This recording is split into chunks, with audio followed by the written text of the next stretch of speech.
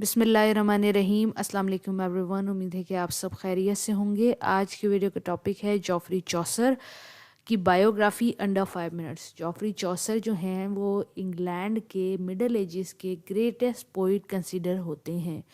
क्यों होते हैं? कैंटरबरी टेल की वजह से। ये पैदा हुए थे लंदन के अंदर, इंग्लैंड में 1343 के अंदर, और इनकी डेथ हुई थी पूरे 14 सेंचुरी के टाइम पीरियड, यानी कि 15 सेंचुरी जैसे ही लगी इनकी डेथ हो गई। जॉफरी चौसर के जो वालिद साहब हैं वो वाइन के मर्चेंट थे, यानी कि शराब बेचा करते थे, लेकिन ये पढ़े लिखे थे, सिविल सर्वेंट थे अपने टाइम पीरियड के अंदर, कोर्टियर थे। कोर्टियर से मुराद ये नहीं है कि कोट पहनते हैं, मतलब कोर्टियर से मुराद ये है कि बादशाह के दरबार के वजीर थे।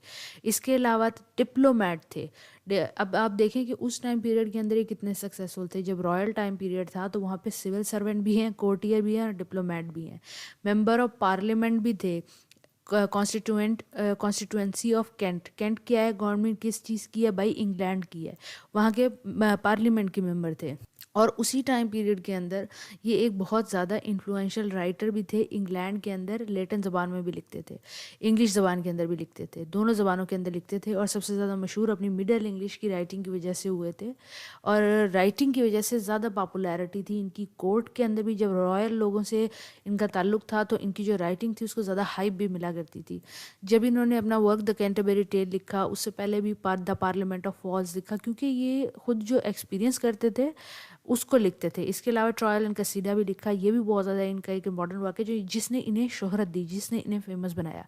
लेकिन सबसे ज़्यादा इनका जो लास्ट वाला वर्क था ना, द कैंटरबरी टेल, वो आज तक के टाइम पीरियड में इंग्लिश लिटरेचर जो पढ़ता है उसके सिलेबस का हिस्सा होता है, क्योंकि ये वो राइटर हैं जिन्होंने इंग्लिश की बुनियाद रखी है इंग्लैंड के अंदर, मिडल इंग्लिश की, जो कि आगे मॉडर्न इंग्लिश बनेगी। और इनका जो वर्क है कैंटरबरी टेल, जो कि एक बहुत ही लंबी पोइम है, वो इन्होंने मिडल इंग्लिश के अंदर लिखी। इसके अलावा कहा यह जाता है कि ये गुरु थे सबके। जैसे विलियम शेक्सपियर ने 16 सेंचुरी के अंदर आके रेनेसां टाइम पीरियड के अंदर अपना काम किया, और मुख्तलिफ इंग्लिश पोइट ने अपना काम किया, तो सारे जो हैं जॉफरी चौसर से बहुत ज़्यादा इन्फ्लुएंस थे। इसके अलावा जो जॉफरी चौसर हैं उन्होंने बैलेड्स लिखी, लिरिक्स लिखी और रोमांटिक पोइट्स भी लिखी, जिसके अंदर इनका आर्ट ऑफ कैरेक्टराइजेशन सबसे ज़्यादा मशहूर हुआ।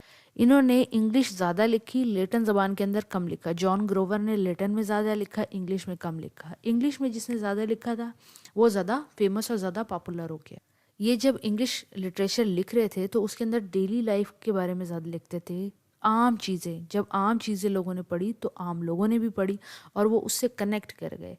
ये नैरेटिव टेक्निक और स्टाइल में लिखा करते थे। इनको कहा जाता है कि he was the inventor in English language of narrative technique, यानी कि नरेशन करते थे। जैसे कहानी बयान की जाती है उसको नरेशन स्टाइल कहता है, तो इन्होंने अपनी पोइम के अंदर कहानियाँ बयान की हैं। इसके अलावा इन्होंने इंट्रोड्यूस कराया था I am pentameter English writing के अंदर।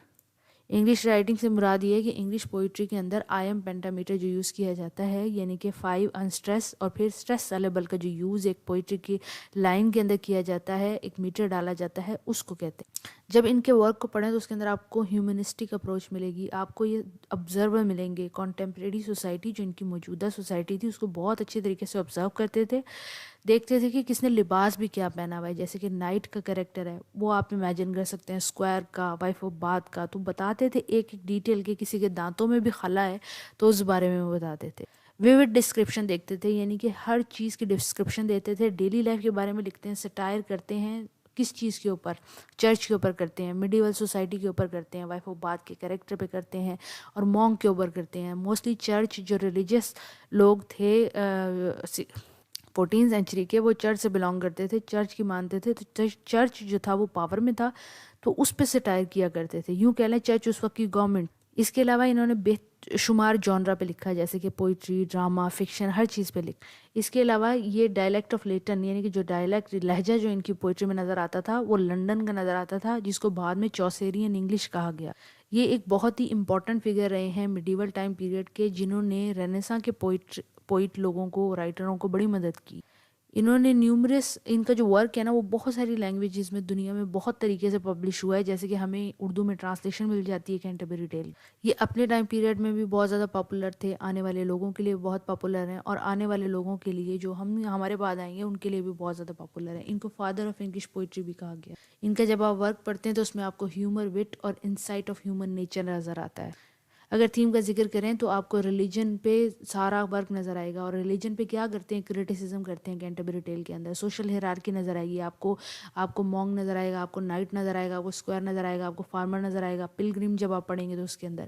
اس کے علاوہ آپ کو لو اینڈ رومانس نظر آئے گا. آپ نائٹ کی ٹیل سن لیں، آپ ٹرائل اینڈ کسیڈا کو پڑھ لیں. ہیومن نیچر آپ کو ہر وقت کے اندر نظر آئے گا کہ کون انسان کس نیچر کو رکھتا ہے، ساری چیزیں. اس کے بعد چوسا کی ایک کرونولوجی یہاں پہ موجود. آپ ویڈیو کو ایزیلی پاز کر کے اس کرونولوجی کو بھی نوٹ کر سکتے ہیں. اگر آپ کا کوئی بھی سوال ہے تو وہ آپ کمنٹ باکس میں پوچھ سکتے ہیں. جو نوٹس ہیں وہ آپ کو ویڈیو کے ڈسکرپشن باکس میں مل جائیں گے. Thank you for watching. Do subscribe for more video. اللہ حافظ.